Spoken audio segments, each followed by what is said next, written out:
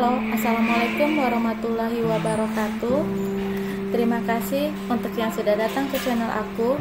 Kalau belum subscribe, tolong jangan lupa di subscribe, kemudian bunyikan lonceng, dan jangan lupa kasih like serta komentar biar aku makin semangat ya. Penantian dalam cinta, episode 200, berbagai alasan. Mas, tasnya kenapa dibawa sendiri? Apa nggak titip di bagian bagasi barang? Nina menang Johan yang langsung mengangkat tasnya untuk masuk ke pesawat. Biar nggak lama nunggu barang, lagi pula kita pakai pesawat pribadi. Johan tersenyum licik. Oh iya juga, Nina tersenyum dan tidak membaca senyum licik yang tersungging di bibir Johan. Randi hanya diam ketika melihat ayahnya. Ayahnya akan melakukan berbagai macam cara agar niat dan tujuannya terwujud.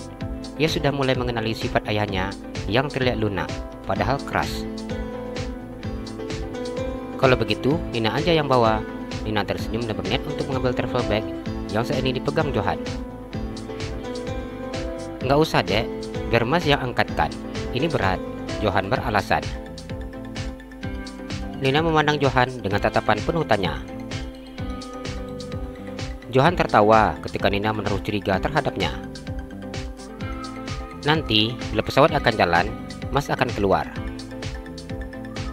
Oh gitu, Nina masih tampak ragu untuk percaya dengan jawaban yang diberikan Johan. Ayah, ingat ya, ibu nggak boleh diapa-apain. Ayah harus sabar, tunggu sampai halal. Randi berbisik di telinga ayahnya. Ia tidak ada henti-hentinya mengingatkan ayahnya tentang hal ini. Johan tersenyum menatap wajah putranya. Ayah tahu, jawabnya mengusap punggung Randi. Meskipun Johan begitu sangat merindukan setiap sentuhan yang dulu diberikan Nina untuknya, namun saat ini Nina belum resmi menjadi istrinya. Itu artinya dia belum berhak terhadap Nina. Johan akan berusaha untuk mengendalikan hasrat di dirinya hingga nanti Nina menjadi pasangan halalnya. Aku percaya dengan ayah. Tolong jaga ibu. Antar ibu sampai ke rumah. Kemudian ayah pulang lagi ke sini. Kamu memang benar-benar anak yang sangat pengertian. Johan tersenyum. Mendapat dukungan seperti ini dari Randi membuat hatinya senang. Ngomong apa sih? Dari tadi kenapa bisik-bisik? Tanya Nina. Nina mencoba memasang telinganya dengan baik ketika mendengar obrolan Randi dan Johan. Namun tetap saja ia tidak bisa mendengar apa saat ini sedang dibicarakan oleh kedua pria tersebut. Biasa bu, ini rahasia laki-laki, jawab Randi dengan sedikit tersenyum. Sejujurnya, Randi juga mencemaskan ibunya.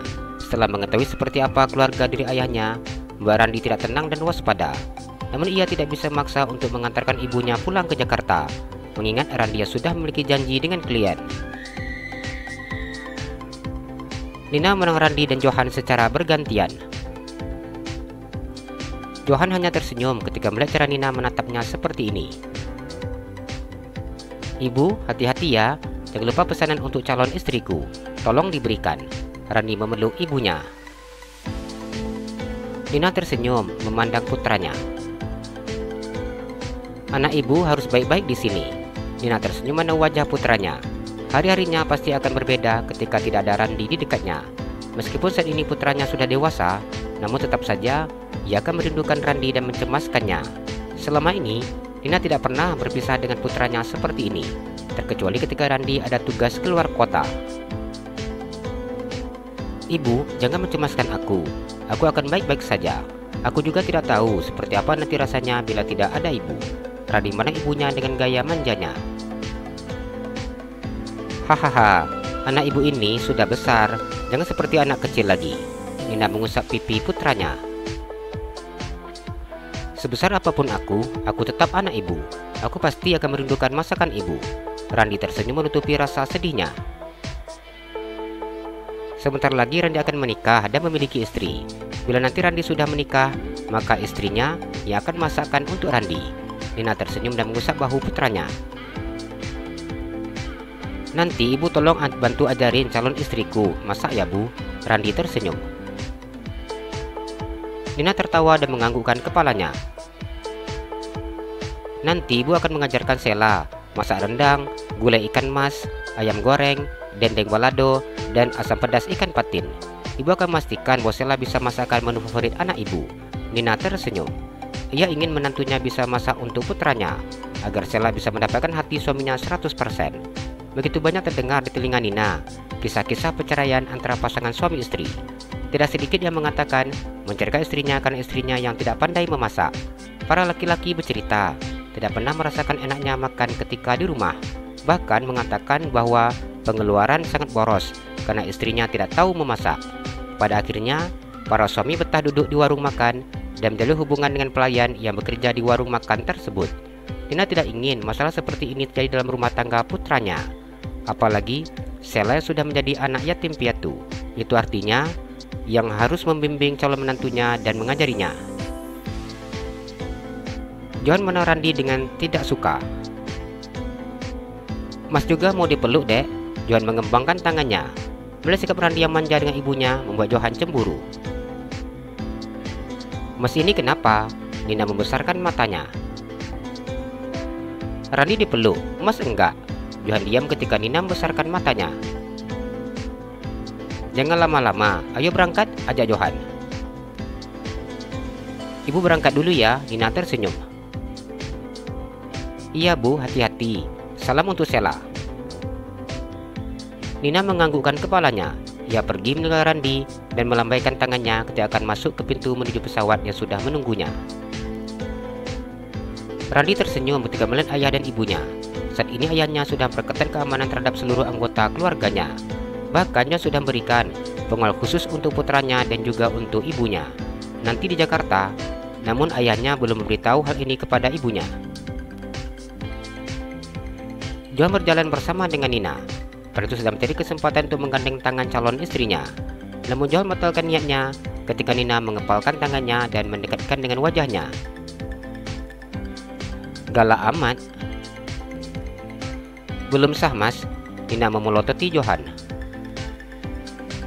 Randi tertawa sendiri ketika melihat ayah yang masih mencari kesempatan memegang tangan ibunya.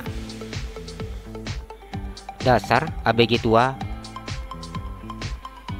Johan masuk ke dalam pesawat yang berikan tas milik Nina kepada pramugari yang sedang bertugas. Mas mau ke kamar mandi sebentar ya Dek, mules, ucapnya. Iya Mas, tapi cepat ya Mas, nanti pesawatnya terbang. Johan menganggukkan kepalanya. Perut Mas sakit sekali, Mas buru-buru. Dengan cepat Johan berlari meninggalkan Nina. Nina menganggukkan kepalanya dan duduk di kursi pesawat. Nina memandang ke bagian belakang ketika Johan tidak kunjung keluar dari kamar mandi. Rasa panik menyerangnya seketika saat dilihatnya pramugari sudah menutup pintu pesawat. Nina beranjak dari duduknya dan mendekati pramugari tersebut. Kenapa pintunya sudah ditutup? Tanya Nina. Ini sudah jadwal penerbangan kita, Ibu, jawab pramugari tersebut yang tersenyum.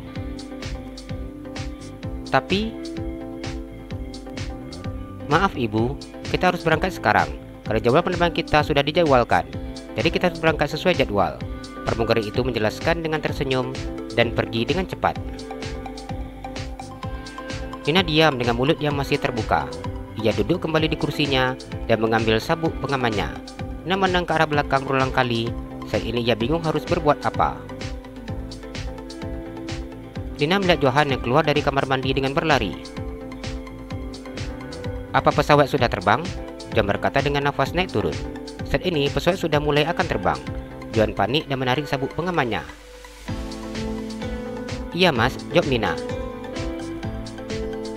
Bagaimana ini Dek? Mas tidak bawa apa-apa, terkecuali ponsel dan dompet.